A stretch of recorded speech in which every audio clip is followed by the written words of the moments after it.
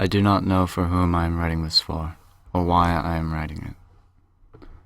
It happened on the 31st of December in the year of 2006. I'm sure it must have been for a few hours. There was fresh rain on the windshield when I awoke. The past few weeks it has been raining harder than I've ever seen. The day of the 31st we were having a break in the weather. It was one of those cold, yet atmospherically aesthetically warming days.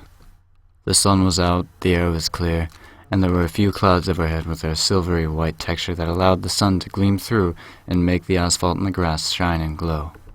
We were on the street in the car when it happened. It was sunny and I was talking to my friend who was driving us. One second I was looking out the window enjoying the surreal sunlight, and the next thing when I look over at my friend, no one was there. That's when it happened. It all went black. When I awoke I had a headache like no other I'd ever had. My nose was bleeding, and I could barely see. My ears were ringing like the feedback from a microphone. When I pulled myself together and realized where I was and that I was still alive, I got out of the car to find out what the hell was going on. When I got out, it was eerily silent. Not even the ambient noise we've all come to know, like the distant low rumbling of the freeway cars, an airplane flying overhead, or even any kind of voice. Just silence. In front of me, a car was abandoned and stranded in the middle of the cross street right ahead of me. No one was inside, the seatbelt still strewn across the driver's seat. Another car was stranded obliquely not too far from the other car. Again, no life. I ran up and down the street screaming my lungs to exhaustion, but only my lonely echo returned the call. The whole area was seemingly forsaken, abandoned. Not a single sign of life, until I saw a glowing blue light in the distant shadow. I thought it must have been the reflection of a cat's eye, but as I got closer, I realized it was the glowing light of a cell phone having just received a text message. I was overwhelmed with hope and relief, but then upon further inspection it turned out that it was just a message from their service provider.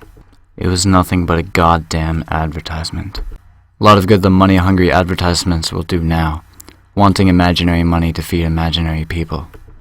I then dialed one of the contacts on the phone, and as I expected, not a single human response but the automatic mechanic of the answering machine.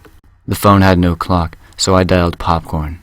It was then that I realized there is nobody else alive. As the lady on the line spoke to me, I realized how alone the world was, and how hopelessly alone I was. The automatic robotic voice mechanized the time. Good afternoon. At the tone, Pacific Standard Time will be 4, 8, and 50 seconds. Good afternoon. At the tone, Pacific Standard Time will be 4, 9, exactly. Good afternoon. At the tone, Pacific Standard Time will be 4, 9, and 10 seconds. Good afternoon. At the tone, Pacific Standard Time will be 4, 9,